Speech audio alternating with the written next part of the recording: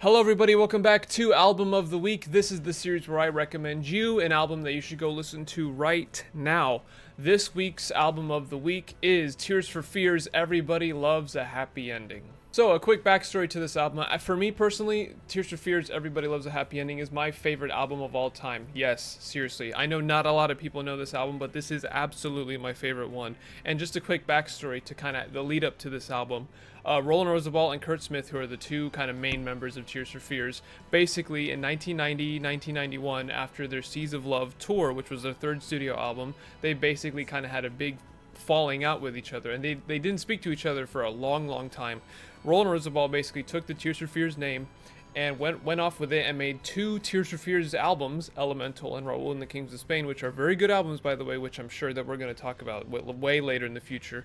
And Kurt Smith went off to do his own thing, just his solo work with Soul on Board and that kind of stuff. So they kind of went off on their own thing. They didn't speak to each other for about 9 to 10 years until in the year 2000, over some legal thing that was going on with, some Tears for Fears related. Kurt had to contact Roland for some reason, and he actually contacted him through fax and basically said, "Hey, why don't we talk? Let's catch up. Let's see what's going on." And so they basically started talking to each other again, and in the year 2000, they basically started work on what would become their reunion album, Everybody Loves a Happy Ending. Another interesting thing that I learned actually is the song Lady Bird, which is on the album, which I'll talk about in a bit, was the first song written for the album, but the first song that was, I think, completed for Everybody Loves a Happy Ending was Closest Thing to Heaven, which is the lead single. The album artwork, by the way, I'm sure you'll see it right here, is absolutely fantastic. It's gorgeous. It's very kind of Sgt. Peppery, and this whole album is extremely Beatles-esque. I mean, it is super 60s, psych pop, 60s flavor, just the whole shebang. There's a lot of Beatles influence and just a lot of 60s music kind of infused in this album. It's at the time it was unlike anything that they had made previously, because if you know Tears for Fears and you listen to The Hurting, Songs from the Big Chair, you know that they are a super 80s synthesizer group, so drum machines, synths, that kind of stuff. But this album is very organic, acoustic guitars, pianos, and strings, and it's so good. It's so good.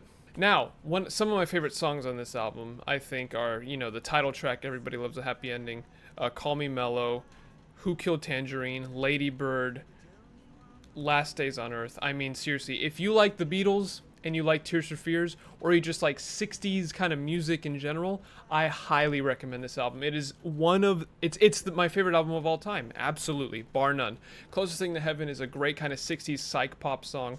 Call Me Mellow is this super kind of theatrical, whimsy, it has a great chorus, even if the lyrics are kind of like, ugh. But Everybody Loves a Happy Ending, the title track, is this great Beatles kind of Lennon-McCartney composition where it sounds like something that the Beatles could have written, because it sounds like 3 different songs in one. Who Killed Tangerine is kind of like the Abbey Road suite crushed into 5 minutes. It's kind of like Carry That Weight. It's super great. And then the back half of the album is kind of the more experimental stuff, and I think the objective crown jewel of this album, and maybe the song that a lot of Tears for Fears fans know from this, is Secret World, which is this like 30-piece orchestra masterpiece. It is so good, guys. I recommend this album. This is my album of the week. Go listen to Everybody Loves a Happy Ending by Tears for Fears. You will not regret it if you are a Beatles fan, Tears for Fears fan, 60s music fan.